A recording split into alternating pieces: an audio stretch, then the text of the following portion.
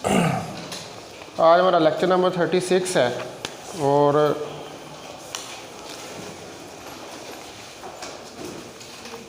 कल जो है वो हमने एवरेज लाइफ जो है निकालनी शुरू की थी और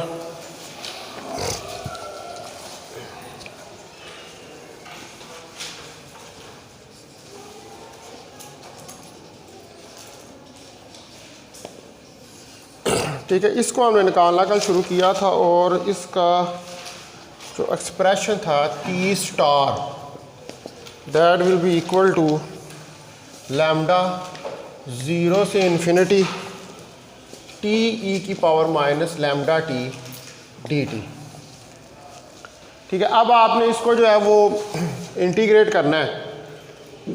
तो इंटीग्रेट करने के लिए टी स्टार 0 से इन्फिनिटी टी आ जाएगा यहाँ पर। ठीक है, ई की power minus lambda T over minus lambda minus 0 से इन्फिनिटी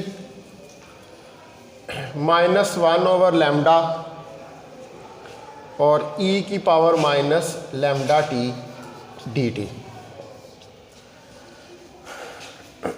ये जो है ये हमारे पास वैल्यू आ जाएगी। ठीक है, तो इसको आप राइट डाउन कर सकते हैं कि T star is equal to T E की power minus lambda T minus के साथ यहाँ पर लैम्डा 0 से इन्फिनिटी। ठीक है, और इसके साथ ये बाहर लैम्डा भी आ जाएगा माइनस लैम्डा, ये माइनस इस माइनस को प्लस कर देगा। ठीक है, और एक और लैम्डा इधर से आएगा बाहर 0 से इन्फिनिटी ई की power minus lambda T D T. ठीक है जी, बस ठीक हो गया। ठीक है, अच्छा अब आपका बस ये रह गया, इसको ये तो कट जाएगा यहाँ से। ठीक है, ये कैंसिल हो जाएगा। अच्छा, अब इसके अंदर जो लिमिट है ये 0 से इन्फिनिट जा रही है ये लिमिट। अब इसको करते हैं साहब, लेकिन उससे पहले ये लैम्डा इस लैम्डा से कैंसिल हो जाएगा। ठीक है, तो माइनस टी ई की पावर माइनस लैम्डा टी 0 से इन्फिनिटी प्लस 0 टू इन्फिनिटी। अब इसको इंटीग्रेट कर दें 0 टू इन्फिनिटी ई की power minus lambda T minus lambda. ये हमारे पास आ जाएगा। ठीक है, तो यहाँ से T star minus T E की पावर माइनस लैम्डा टी 0 से इन्फिनिटी माइनस, ये माइनस बाहर ले आऊँगा मैं। ठीक है, तो अंदर आ जाएगा हमारे पास ई की power minus lambda T T infinite minus E की पावर माइनस लैम्डा इंटू 0।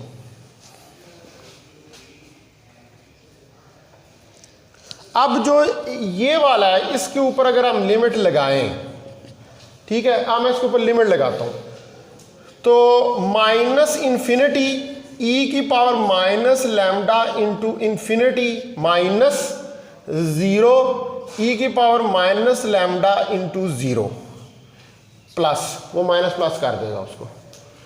ठीक है, ये आ जाएगा और यहां से माइनस ई की पावर, अब ये ई की पावर क्या होगी माइनस इन्फिनिटी, तो ये हो जाएगा 1 ओवर ई की पावर इन्फिनिटी और माइनस ई की पावर माइनस 0, तो 1 ओवर ई की पावर 0 इसके साथ आ जाएगा और इधर इसके बाहर आ रहा है 1 ओवर लैम्डा। अब 1 ओवर ई की पावर इन्फिनिटी किसके बराबर होती है? 0 के, और 1/e की 0 1 के बराबर होती है, ठीक है। और ये वाला टर्म, ये तो इधर वैसे ही इन्फिनिट हो रही है, ये ब्लो अप हो जाएगी, ये वैसे ही 0 हो जाएगी, ये तो वैसे ही इन्फिनिटी से मल्टीप्लाई हो तो छोड़ेगा कुछ नहीं, ठीक है, ख़त्म कर देगा सब कुछ। तो टी स्टार माइनस इनटू ये 0, ये -1/λ, तो टी स्टार आपके पास -0 +1/λ, तो टी स्टार कितना आ गया 1/λ। यही आपकी एवरेज लाइफ है।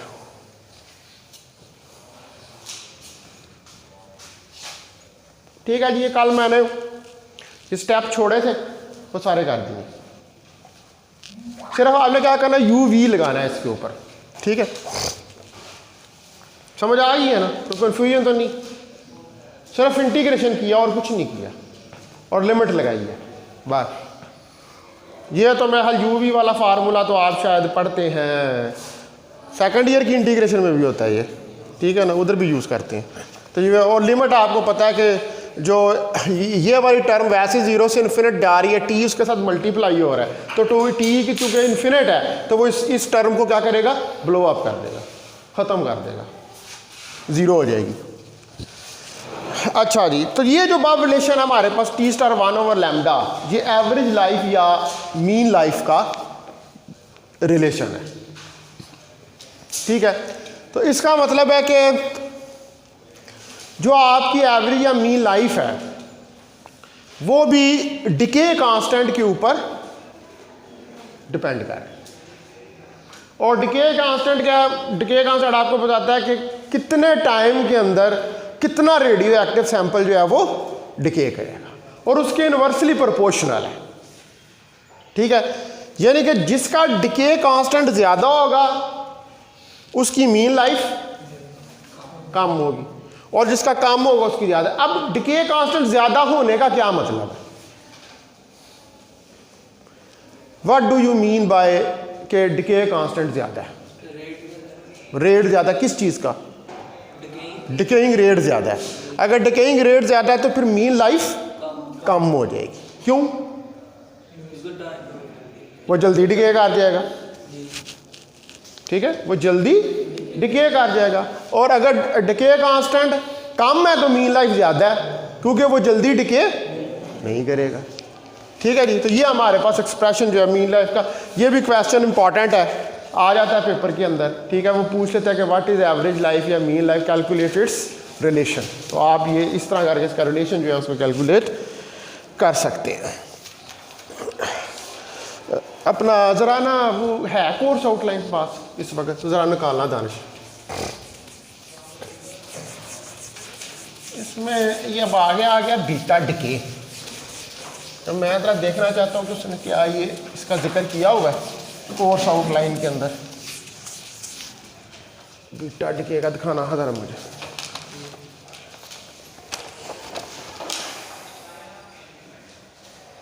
Radiative laws of radiative conservation laws of nuclear.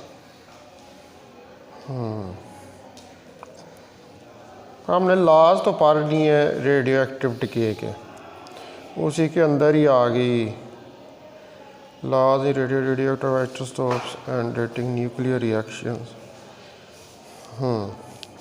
अच्छा, ये ना मैं अब इसके अंदर ये जो कोर्स आउटलाइन है ना, इसके अंदर conservation laws in radioactive decays, और कंजर्वेशन के लॉ ये मैं ज़रा किताब से चेक करूँगा, उसके बाद मैं देखूँगा कि मैंने आपको बीटा डिके या अल्फ़ा डिके पढ़ाना है कि नहीं, ठीक है। अभी मैं जो जा रहा हूँ अगले चैप्टर के ऊपर, ये अभी मैं 2 आर्टिकल जो है ना अल्फ़ा डिके और बीटा डिके वाले, इसको छोड़ रहा हूँ, और एक भी आगे और भी है मेजरमेंट ऑफ आयोनाइजेशन रेडिएशन, ठीक है। ये 2-3 अभी इस चैप्टर के छोड़ रहा हूँ, ये मैं देखूँगा बुक के अंदर इसने कहाँ से उठाए हैं। असल में क्या करते हैं कि जब ये कोर्स कंटेंट्स उठाते हैं तो किसी किताब जो किसी फॉरेन ऑथर की लिखी होती है ना उधर से उठा लेते हैं, तो वो मैं देखूँगा किधर से उठाए हैं। अगर तो उसके अंदर उसने इनका जिक्र किया हुआ है जो कंजर्वेशन लॉज है ना, यहाँ पर लफ्ज़ आया ना कंजर्वेशन लॉज, तो बीटा डिके और अल्फ़ा डिके के अंदर कंजर्वेशन लॉज लगते हैं, ठीक है, तो अगर वो उस किताब में अगर वहाँ पर कंजर्वेशन लॉज का जिक्र है तो फिर हमें पढ़ना पड़ेगा। लेकिन अभी मैं फ़िलहाल जो लास्ट चैप्टर है उसकी तरफ जा रहा हूँ, वो है न्यूक्लियर रिएक्शंस। ठीक है, चैप्टर नंबर 8 है इसका बुक का।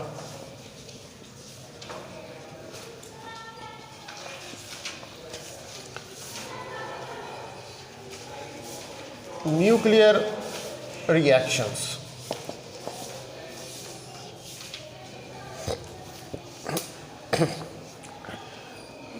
तो जो न्यूक्लियर रिएक्शंस हैं, बेसिक न्यूक्लियर रिएक्शंस, ठीक है। अब इनके अंदर ये असल में हम सारा क्यों पढ़ने लगे हैं कि एक आप पढ़ते हैं रिएक्शंस केमिस्ट्री के अंदर, ठीक है, आपने सारा उन्होंने मेरा केमिस्ट्री पढ़ी होगी एफएससी के अंदर, प्री इंजीनियरिंग। तो उसके अंदर एक रिएक्शंस होते हैं, केमिकल रिएक्शंस जिनको नाम देते हैं आप। उसके अंदर मुख्तलिफ एलिमेंट्स जो हैं उनका आपस में रिएक्शन होता है और एक कंपाउंड जो है वो बन जाता है। अब इसी तरह न्यूक्लियर रिएक्शंस भी होते हैं, यानी कि न्यूक्लियाइज जो हैं उनकी आपस में इंट्रैक्शन होती है और उस इंट्रैक्शन के नतीजे में आपके पास एक कंपाउंड न्यूक्लियस जो है वो फॉर्म हो जाता है। यानी कि अगर आप दो कोई न्यूक्लियाई जो हैं उनको आपस में मिलाएं तो उनके आपस में मिलने के नतीजे में एक कंपाउंड न्यूक्लियस जो है वो बन जाएगा। ठीक है, तो हमने अब ये जो न्यूक्लियर रिएक्शंस है, हमारा बेसिक मकसद इनको पढ़ने का ये है कि हमने इसके अंदर जो दो मेन रिएक्शंस हैं जिनको हम कहते हैं फिशन रिएक्शन और जिसको हम कहते हैं फ्यूजन रिएक्शन, हमने फिशन और फ्यूजन रिएक्शंस जो हैं उनको स्टडी करना है। तो उसके लिए फिर उन फिशन और फ्यूजन को स्टडी करने के लिए ये ज़रूरी है कि हमारी इसकी बैकग्राउंड हो। ठीक है, हमें पता हो कि ये रिएक्शन जो है वो किस तरह अकर करते हैं। तो पहले नंबर पर अगर हम इसको डिफाइन करना चाहें न्यूक्लियर रिएक्शन को, अ प्रोसेस इन विच, ऐसा प्रोसेस कि जिसके अंदर changes can be made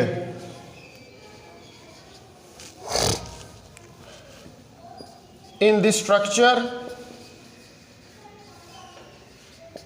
of nucleus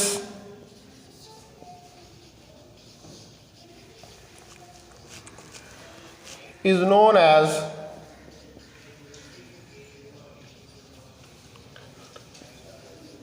nuclear reaction.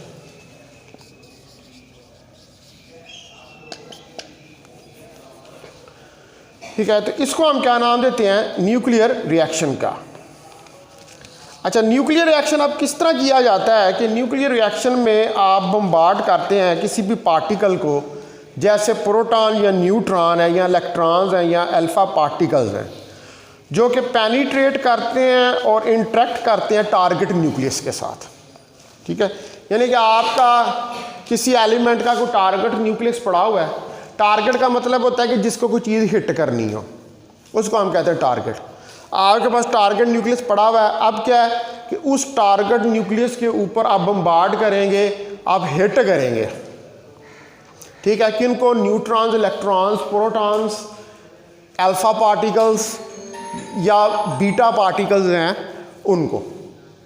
ठीक है, अब ये alpha, beta, electron, neutron, protons ये क्या करेंगे, ये उस टारगेट न्यूक्लियस की तरफ जाएंगे, उसके अंदर पेनिट्रेट करेंगे, यानी कि उसके अंदर घुसेंगे, घुसने के बाद उसके साथ इंटरेक्ट करेंगे, और जब ये उसके अंदर घुसेंगे, उसके साथ इंटरेक्ट करेंगे तो न्यूक्लियर ट्रांसफॉर्मेशंस होंगी, और उन न्यूक्लियर ट्रांसफॉर्मेशंस के नतीजे में कंपाउंड न्यूक्लियस जो है वो फॉर्म करेगा।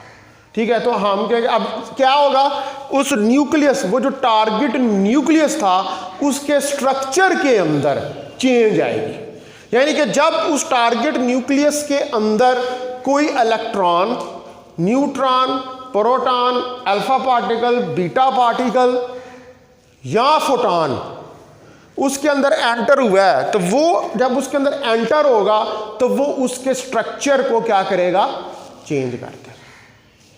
तो उसके नतीजे में हमारे पास एक कंपाउंड न्यूक्लियस जो है वो फॉर्म होगा। तो हम कहेंगे कि यहाँ पर what happens, this is a nuclear reaction, ये एक न्यूक्लियर रिएक्शन है। ठीक है, यानी कि ऐसा कोई ऐसा प्रोसेस कि जिसके अंदर न्यूक्लियर का स्ट्रक्चर चेंज हो, उसके ऊपर पार्टिकल्स को बम्बार्ड करने से, पार्टिकल्स को हिट करने से, तो उसको हम क्या कहते हैं, that is known as nuclear reaction. ठीक है, तो a nuclear reaction is produced when particles like electrons, neutrons, protons,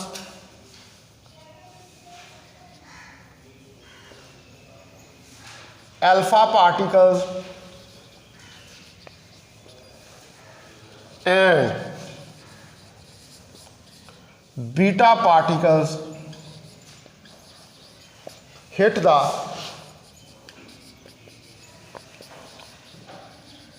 target nucleus.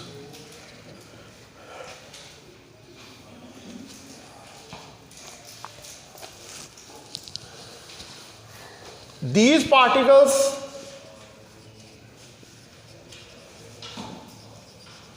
penetrate and interact with the target nucleus, due to which structure of nucleus will change,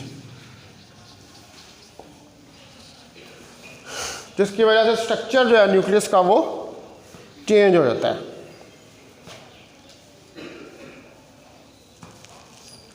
अच्छा, अब जो आपका bombarding particle है या वो पार्टिकल है जिसको आपने हिट किया है, उसके पास इतनी एनर्जी हो कि वो टारगेट न्यूक्लियस की सरफेस तक आ जाए, यानी कि आपने हिट किया, वो इतनी एनर्जी है उसके अंदर कि जो टारगेट न्यूक्लियस है वो उसकी सरफेस तक पहुंच जाता है। तो जब उसकी सरफेस तक पहुंच जाएगा तो वो एक्चुअली जो न्यूक्लियर फोर्सेस हैं उनके इफेक्ट के अंडर आ जाएगा। मिसाल के तौर पर आप देखें कि अगर ये न्यूक्लियस है, एक पार्टिकल आपने हिट किया, अब ये पार्टिकल इसकी सरफेस तक आ गया, इधर तक पहुंच गया, तो जब ये जारी बात है न्यूक्लियस है, न्यूक्लियस के अंदर न्यूट्रॉन और प्रोटॉन्स हैं, तो न्यूक्लियस के अंदर जो है वो फोर्सेस हैं, फोर्सेस प्रेजेंट हैं न्यूक्लियस के अंदर। क्या है? फोर्सेस हैं। स्ट्रांग न्यूक्लियर फोर्सेस हैं, वीक न्यूक्लियर फोर्सेस हैं, कोलम्बिक फोर्सेस हैं। तो ये पार्टिकल जब इसकी सरफेस तक पहुंचा तो ये इन फोर्सेस के इफेक्ट में आ गया। ठीक है ना। अब मिसाल के तौर पर हम इधर ये कमरे के अंदर है, अभी एक स्टूडेंट बाहर है, ठीक है, क्लास से बाहर है, तो वो हमारे इफेक्ट के अंदर नहीं है, लेकिन जो ही वो कमरे में आएगा तो वो हमारे इफेक्ट के अंदर आ जाएगा। वो मेरी आवाज़ सुननी शुरू कर देगा, सुनेगा बाहर भी, लेकिन उसको इतनी ऊंची नहीं सुनाई दे रही, लेकिन जो ही वो कमरे के अंदर आएगा उसको ऊंची, यानी कि वो बल्कि कमरे के दरवाजे तक आ जाएगा। यानी कि आप कह लें कि ये कमरे का दरवाज़ा एक सरफेस है, ठीक है, उस सरफेस तक आ गया तो वो जितनी यहाँ पे चीज़ें मौजूद हैं उनके इफेक्ट में आ गया। तो हम तो फिजिकल फिनोमेना स्टडी कर रहे हैं, तो फिजिकल फिनोमेना में क्या है कि न्यूक्लियस है, न्यूक्लियस के अंदर न्यूट्रॉन और प्रोटॉन है। तो जो ही उसकी सरफेस तक गया तो वो जो न्यूक्लियर फोर्सेस एक्ट कर रही है इस न्यूक्लियस के अंदर, ये पार्टिकल जो इसके ऊपर हिट कर रहा है वो उनके अंडर आ जाएगा। उनके यानी कि वो न्यूक्लियर फोर्सेस जो हैं वो उस पार्टिकल को इफेक्ट करना शुरू कर देंगे। बात समझ आ रही है? ठीक है, वो इफेक्ट में आ जाएगा, उसका असर होना शुरू हो जाएगा। ठीक है, तो वो एक्चुअली उस असर की वजह से ही न्यूक्लियर का स्ट्रक्चर चेंज होना है और न्यूक्लियर रिएक्शन ने प्रोसीड होना है। ठीक है ना, असर भाई कोई रिएक्शन तब ही होगा ना जब भी असर होगा फोर्सेस का। तो जो हमारे पास है अ nuclear reaction takes place when the bombarding particle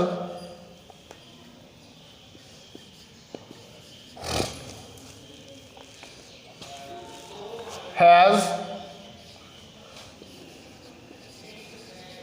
sufficient energy to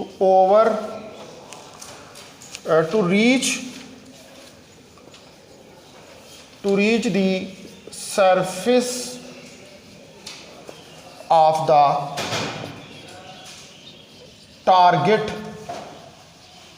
nucleus।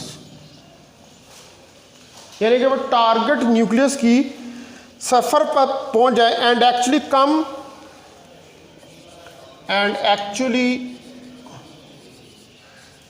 come under the effect of nuclear forces। और वो एक्चुअली किसके अंदर इफेक्ट में आ जाता है? न्यूक्लियर फोर्सेस के इफेक्ट में वो टारगेट न्यूक्लियस जो है उसकी फोर्सेस के इफेक्ट में वो हिटिंग पार्टिकल, वो बॉम्बार्डिंग पार्टिकल जो है वो आ जाता है। अच्छा, अब अगर जो हमारे पास बॉम्बार्डिंग पार्टिकल है, यानी कि जिस पार्टिकल को आपने हिट किया है वो न्यूक्लियस में से बाहर निकल आए, come out of the nucleus, बगैर किसी एनर्जी को लूज किए, तो हम ये कहेंगे कि जो पार्टिकल है उसने क्या एक्सपीरियंस किया? In elastic scattering. ठीक है, यानी कि वो स्कैटर हुआ है जब वो न्यूक्लियस से बाहर आ गया है कोई एनर्जी लूज किए बगैर। और अगर वो न्यूक्लियस से बाहर आए एनर्जी लूज करके, तो फिर हम कहेंगे कि उसने इलास्टिक स्कैटरिंग जो है वो की है। ठीक है, तो इसका मतलब है कि जब पार्टिकल गया उसने हिट किया, ठीक है, तो जब वो हिट करेगा तो अंदर न्यूक्लियस के अंदर पार्टिकल्स मौजूद हैं, वो उन पार्टिकल्स के साथ कोलाइड करेगा। और कोलाइड करने, स्कैटरिंग का मतलब होता है कि कोई चीज़ किसी चीज़ से टकराए और किसी एंगल पे निकल जाए। ठीक है, अब आपने पढ़ा हुआ है इसी तरह की चीज़ कॉम्पटन इफेक्ट। कॉम्पटन इफेक्ट में भी क्या होता है? इलेक्ट्रॉन आता है, ठीक है, फोटॉन इलेक्ट्रॉन के साथ टकराता है, फोटॉन आता है एक्सरेज का, इलेक्ट्रॉन के साथ टकराता है, टकराने के बाद किसी एंगल पे स्कैटर हो जाता है। यानी कि कहने का मतलब ये है कि ये सपोज करें कि ये पार्टिकल पड़ा हुआ है, एक टारगेट पार्टिकल आया, यूं ही से टकराया, किसी एंगल के ऊपर निकल गया, तो इधर से कोई एंगल थीटा बना रहा है।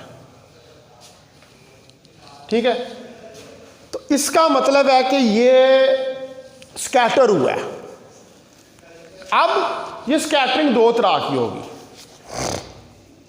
या इलास्टिक होगी या इन इलास्टिक होगी। अब इन इलास्टिक कोलिजन कौन सा होता है? वो कोलिजन होता है कि जिसके अंदर जो ऑब्जेक्ट होता है या पार्टिकल जो होता है वो अपनी काइनेटिक एनर्जी को लूज करता है।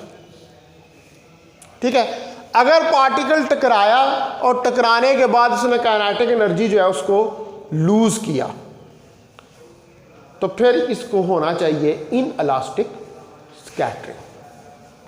और अगर पार्टिकल टकराया और टकराने के बाद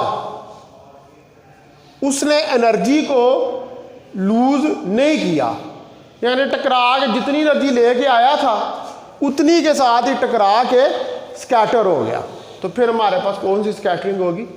इलास्टिक स्कैटरिंग। यानी कि जो पार्टिकल टकरा रहा है न्यूक्लियस के पार्टिकल से वो किस तरह निकल रहा है न्यूक्लियस से बाहर। ठीक है, तो उसका न्यूक्लियस अगर तो एनर्जी लूज करके निकल रहा है तो फिर इन इलास्टिक स्कैटरिंग कर रहा है, और अगर एनर्जी कंजर्व हो रही है, लूज नहीं हो रही है, तो फिर कौन सी स्कैटरिंग कर रहा है? फिर इलास्टिक स्कैटरिंग जो है वो कर रहा है। तो if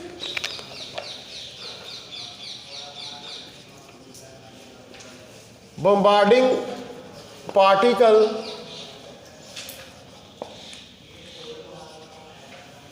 come out of the nucleus without losing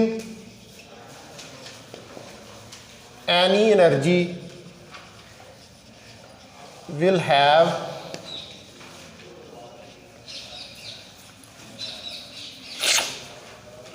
elastic scattering. तो फिर उसके बाद जो है वो कौन सी स्कैटरिंग होगी? वो इलास्टिक स्कैटरिंग होगी। But if it loses energy while coming out of the nucleus, then it will have inelastic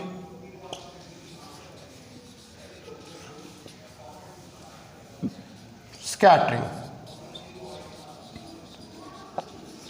तो फिर इसके पास जो है वो इन इलास्टिक स्कैटरिंग होगी।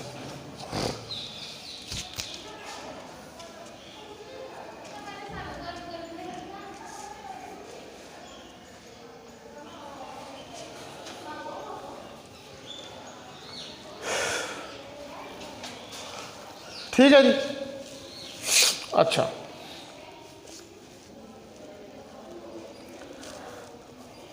और अगर पार्टिकल जो है वो न्यूक्लियस से बाहर ना निकले, ठीक है, यानी कि स्कैटर नहीं हुआ, अगर पार्टिकल न्यूक्लियस से बाहर ना निकले, स्कैटर ना हो, यानी कि न्यूक्लियस को कैप्चर कर ले, वो न्यूक्लियस के अंदर रह जाए, तो फिर वो क्या करेगा?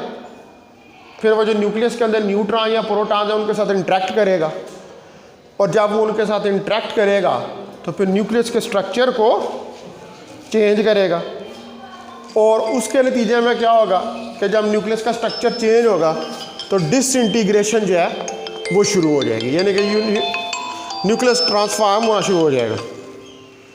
हेलो, अस्सलाम वालेकुम सर। सर मैं असल में आया था तो लाइब्रेरी बंद थी, तो फिर पता है जिस बंदे के पास कोई जगह ना हो तो मैंने कहा वो क्लास के अंदर ही चलता हूँ, वो खाली होगी। तो मैं फिर क्लास के अंदर आ गया, तो फिर ये जो स्टूडेंट्स थे वो इनकी क्लास में रिजवान साहब शायद छुट्टी पे हैं, तो इन्होंने कहा कि हमारी क्लास ले लें, क्योंकि मेरा पहला पीरियड फारग है। तो वो मैंने कहा जो छठा पीरियड मैंने लेना है मैं वो पहला ही ले लिया, तो फिर मैंने छठे तक लटके रहना होता है इधर।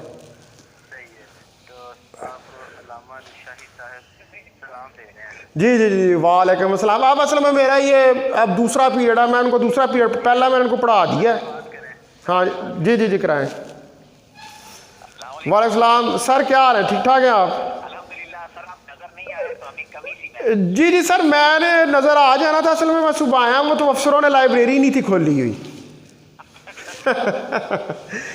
तो मैंने कहा वो जिस कमरे में क्लास लेता हूँ ना, मैं उधर ही जाके बैठ जाता हूँ। हाँ, वो फिर मैं इधर आ गया, फिर ये इनकी क्लास नहीं थी बच्चों की, तो मैंने कहा चले मैं इनको क्लास पढ़ा दूँ, मैं छठे तक लटके रहना। हाँ जी, ठीक है, चले ठीक है, ये बात कर। जी मैं सर एक मिनट आप क्लास में आए थे? जी ठीक है सर, जी ठीक है जी सर, बहुत शुक्रिया। अल्लाह हाफ़िज़। सर हुक्म सर, हेलो ना मार्कर ही मार्कर अब पढ़ो।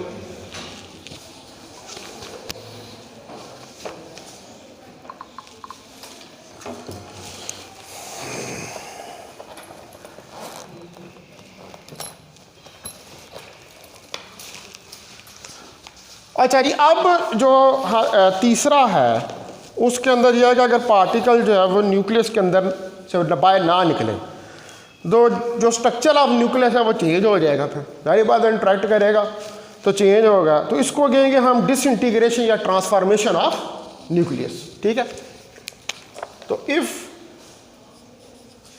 The particle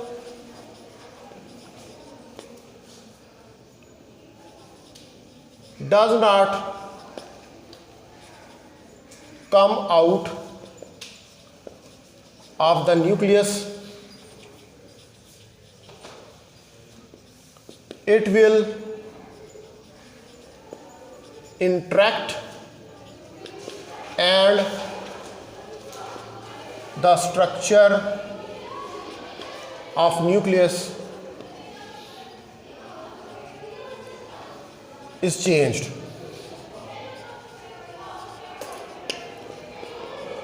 This is known as nuclear transformation. इसको जो है हम वो न्यूक्लियर ट्रांसफॉर्मेशन का नाम जो है वो देते हैं।